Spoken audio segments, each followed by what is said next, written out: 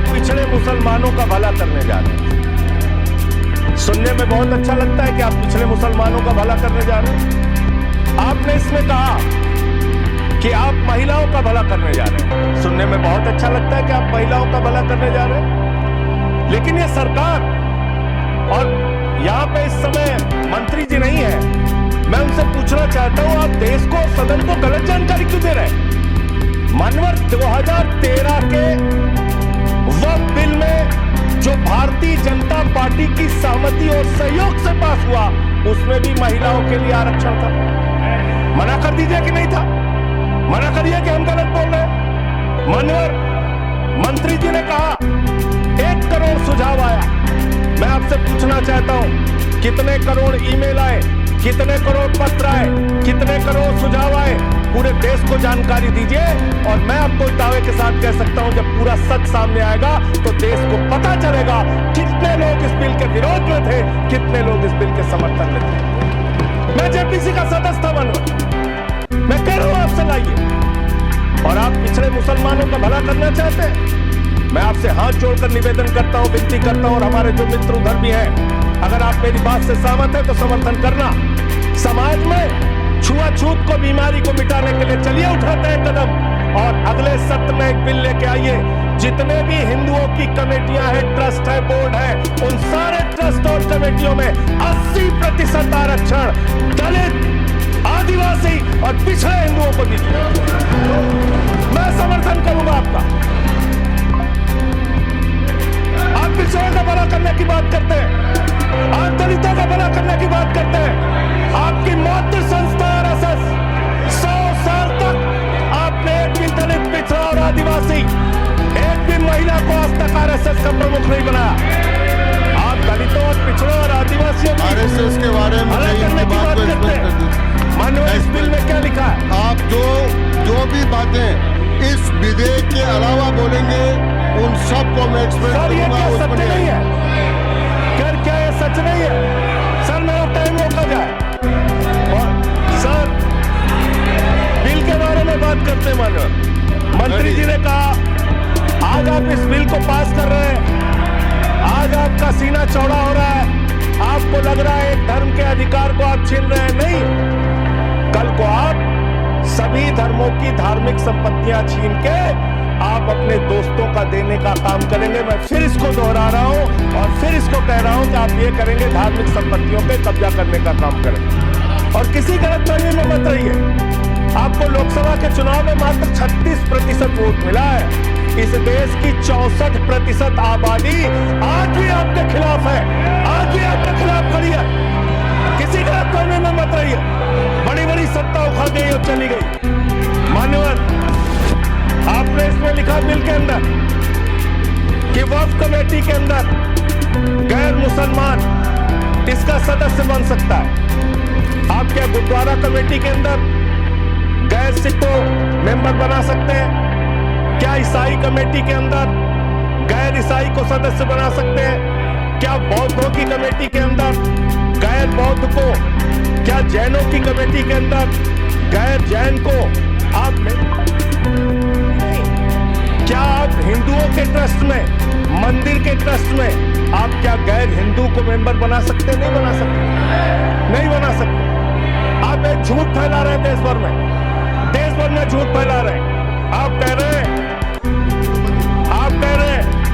ये मैं पढ़ रहा हूं राम मंदिर का, सर, राम मंदिर ट्रस्ट झूठ शब्द असंसदीय है, जो असंसदीय शब्द उनको निकाल दीजिए। सत्य से परे, सत्य से परे। सर, ये प्रभु श्री राम के मंदिर का ट्रस्ट, मैं इसका समर्थन करता हूं। नहीं, आप सर, मैं इसका समर्थन कर रहा हूं। ये सब्जेक्ट नहीं है सर, समर्थन कर रहा हूं। सुन तो लीजिए, आप कहे से नहीं सुनूंगा।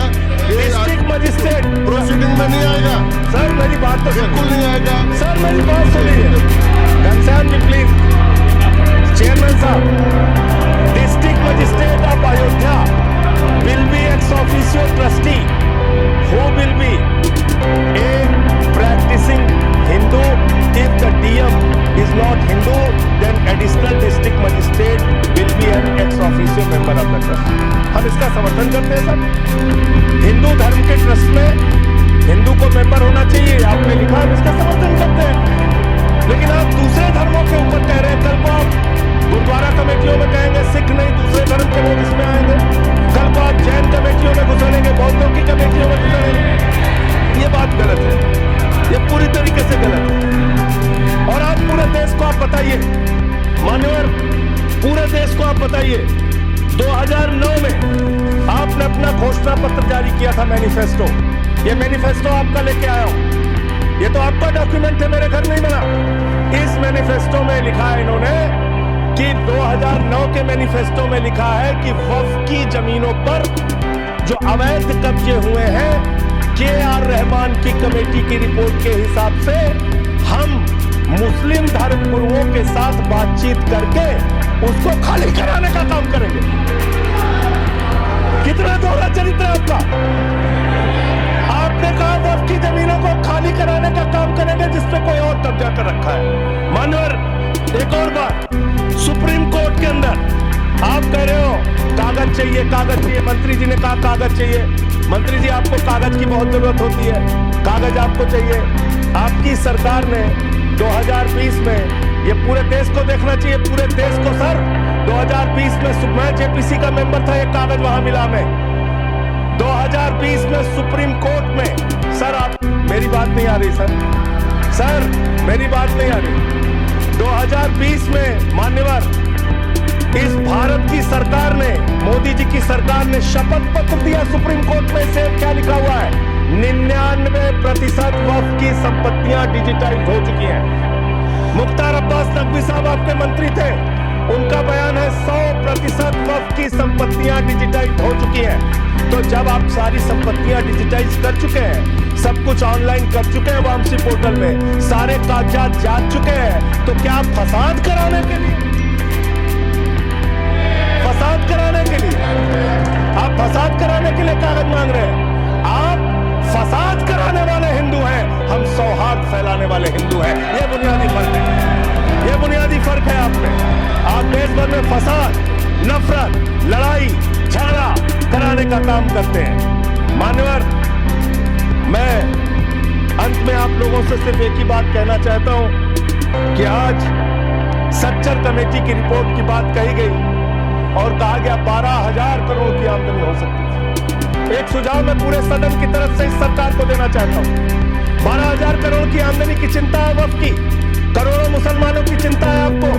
एक अपने दोस्त को पकड़ के लाइए, नीरव मोदी को 20,000 करोड़ वसूलिए, 12,000 करोड़ वक्फ को दीजिए, 8,000 करोड़ अपने पास रखिए। 8,000 करोड़ का आपको मुनाफा होगा, 12,000 करोड़ वक्फ को दे दीजिए, करोड़ों मुसलमानों का भला हो जाएगा। मान्यवर, अंतिम बात कहके आपने कहा सच्चर कमेटी की रिपोर्ट से 12,000 करोड़ की आमदनी की बात कही गई। अर्ध सत्य मत बोलिए, पूरा सत्य बोला कीजिए, सुविधाजनक सत्य मत बोलिए, पूरा सच बोला कीजिए। मंत्री जी, इसमें लिखा हुआ है सच्चर कमेटी की रिपोर्ट में,